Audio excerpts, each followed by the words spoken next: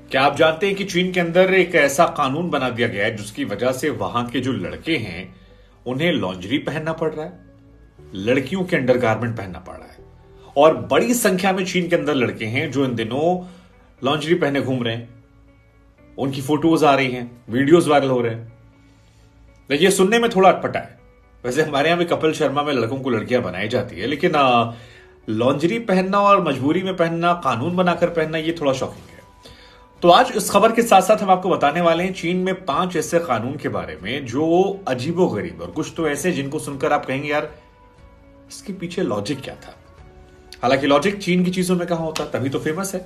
चल गया तो चांद तक, नहीं तो शाम तक।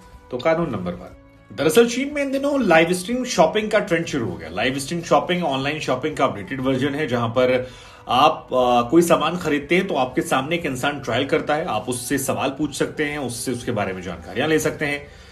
काफी कूल है ये शॉपिंग करने के लिहाज से। और लड़कियां क्योंकि शॉपिंग बहुत करती हैं, लेकिन चीन में कानून बना दिया गया जिसके तहत लड़कियां जो हैं वो अश्लीलता नहीं फैलाएंगी। और इस कानून का असर ये हुआ कि इस लाइव स्ट्रीमिंग एप्स के जरिए लड़कियां जो हैं वो कोई भी ट्रायल नहीं कर सकती, कोई भी ऐसी पोज नहीं मार सकती, उनकी कोई भी ऐसी अश्लील तस्वीर आप नहीं क्लिक कर सकते हैं, वीडियोज नहीं बना सकते हैं। और लॉन्जरी के प्रमोशन में आप इंडिया में देखते होंगे हर जगह लड़कियों के अंडरगारमेंट्स की फोटो लगी रहती है, लेकिन चीन में ऐसा करना बैन हो गया कानून के तहत। अब धंधा तो रुकने वाला नहीं, तो धंधा चलेगा। और धंधा चलाने के लिए वहां पर विकल्प क्या निकाला गया कि मेल मॉडल्स को मजबूरी में आय कर दिया गया। यानी अगर कोई लड़की ऑनलाइन शॉपिंग खरीद रही है, कुछ कर रही है, तो फिर उसके सामने जो मेल होगा वो ट्राई करेगा। मतलब वो अंडरगारमेंट्स हो, नाइटी हो या कोई भी और कपड़ा हो, उसको वो मेल गारमेंट्स ही ट्राई करेगा। इनफैक्ट अब जो वहां प्रमोशनल वीडियोस आ रहे हैं वो भी लड़कों को ही ऐसी ड्रेस में गेटअप में रखकर किया जा रहा है। टीवी पर जो वीडियोस बनाए जा रहे हैं, कहा जा रहा है कि वो भी लड़कों के ही हैं। अब लड़कों, कुछ मॉडल्स की तो इसमें चांदी हो गई जो कंफर्टेबल है, कुछ का शोषण हो रहा है। हालांकि शोषण वाले सवाल पर वो कह रहे हैं कि भाई ऑप्शंस हमारे पास क्या है, करना तो कीजिए, नहीं करना मत कीजिए। लेकिन लड़कियों को उसमें नुकसान हो गया। लड़कियों का नुकसान ये हुआ है कि उनकी जॉब जो है वो जा रही है, क्योंकि जितनी मॉडल्स थी जो इसमें प्रमोशन करती थी वो पूरी तरह से गायब हो गई हैं। साथ ही एक तर्क दिया रहा है कि इससे लड़कियों का शोषण जो है वो चीन के अंदर नहीं होगा।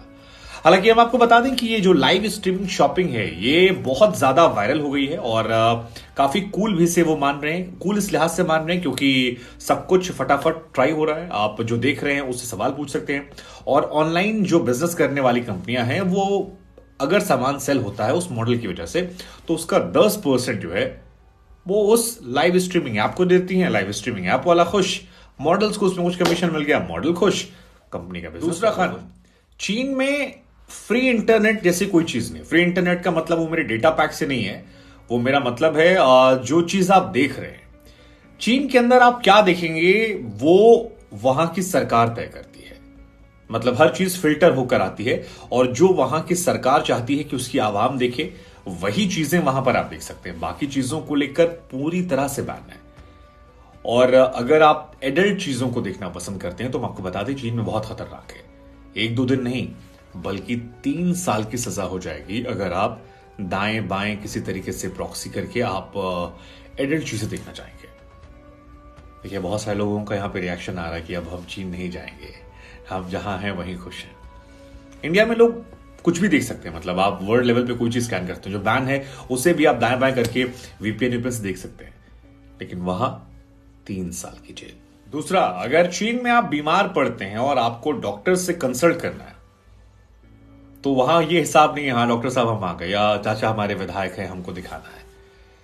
वहां पर अगर आपको ऑनलाइन करना है तो पहले आप ऑनलाइन रजिस्ट्रेशन टिकट लीजिए। मतलब आप ऑनलाइन फॉर्म फिल कीजिए, उसमें आपको एक टिकट लेना पड़ेगा, फीस जमा करनी पड़ेगी, फिर आप देखेंगे। अगर आप ऑफलाइन जा रहे हैं तो जो टिकट की लाइन है वहां लगिए, उसके बाद जब टोकन मिलेगा तब आपको दिखाने को मिलेगा। उसके पहले गुरु आपकी एंट्री नहीं है, चाचा विधायक काम नहीं आएगा। आपको जानकर हैरानी होगी कि वहां पर आप चिल करने के लिए वीडियो गेम भी नहीं खेल सकते हैं। मतलब वीडियो गेम्स पर पूरी तरह से चीन के अंदर पाबंदी है। क्या लॉजिक है, क्यों ऐसा कर रहे हैं? चल गया तो चांद तक, नहीं तो शाम तक। चीन है भाई, उल्टा सीधा खा पी के कोरोना दे दिया, तो वीडियो गेम बैन करने पे आप क्या कर लेंगे? चीन में एक रिवॉल्यूशन हुआ था, ट्यूनीशिया जैस्मिन रिवॉल्यूशन। आपको ये जानकर हैरानी होगी कि चीन सरकार ने इसके बाद एक ऐसा फैसला लिया जो लोगों की समझ से परे है। मतलब चीन के बड़े शहर जो है, बीजिंग, शंघाई जैसे शहर जो है, वहां पर आपको जैस्मिन नहीं मिलेगा। सरकार ने बैन कर रखा है इस फूल पर कि नहीं, ये फूल अलाउड नहीं है। और दुकानों पर तो छोड़िए, चीन में इंटरनेट पर भी इस शब्द के इस्तेमाल पर, सर्च पर मनाही है।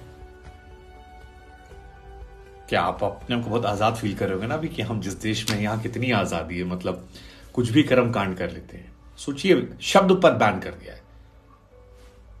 मेरे हिसाब से लॉजिक फिर मुझे, और सबसे अजीबोगरीब तो वहां का हुकू रेजिडेंशियल सिस्टम है। मतलब इंडिया में क्या होता है, आप मान लीजिए हम उत्तर प्रदेश में, हम महाराष्ट्र जाते हैं, गोवा जा रहे हैं, पंजाब जा रहे हैं, कश्मीर जा रहे हैं, हम जाते हैं, मजे से घूम टहल के लौट आते हैं। लेकिन वहां ऐसा हिसाब किताब नहीं है। वहां पर हुकू सिस्टम जो है फॉलो करना पड़ेगा। और इस सिस्टम कहता है कि अगर आप 3 दिन से ज्यादा किसी भी शहर में रहने को जा रहे हैं तो फिर आपको एक रेजिडेंशियल परमिट बनवाना पड़ेगा कि गुरु यहां पर आप जा रहे हैं। आप ऐसे ही नहीं रह सकते किसी और शहर में किसी वजह से। कहते हैं कि माइग्रेशन की वजह से ऐसा उन्होंने फैसला किया, लेकिन वाकई में टिकट बनवाना पड़ेगा या रेजिडेंशियल अप्लाई करना पड़ेगा? मतलब आप में से कितने लोग होंगे जो किस शहर में रह रहे होंगे, उनका होम टाउन कहां पर हो, किसी को लेना देना ही नहीं। हमारे यहां तो जिस शहर में जाओ वहां पर आपका आधार वधार बन जाता है। ये अजीबोगरीब नियम है। लेकिन सबसे अजीबोगरीब लग रहा मुझे वो जो लड़कों को लॉन्जरी पहनाना शुरू कर दिया है। 10% कमीशन है बेचारे लॉन्डे। लेकिन इन 5 नियमों में सबसे अजीबोगरीब कौन सा नियम था जो आपको लगा और लगता है कि भाई चीन का ये पागलपन की दुनिया को कहां ले जाएगा? वैसे चीन के पागलपन ने हमने सबको बहुत झेलाया, मतलब क्या ही कहा जाए। 3 साल हमारे, 2 साल 2.5 साल कोरोना की वजह से बर्बाद हो गए, और उनके वो कॉकरोच, झींगा जो भी वो खा रहे थे उसकी वजह से कितने लोगों की जानें चली गई। लेकिन ये 5 नियम भी काफी अजीबोगरीब है।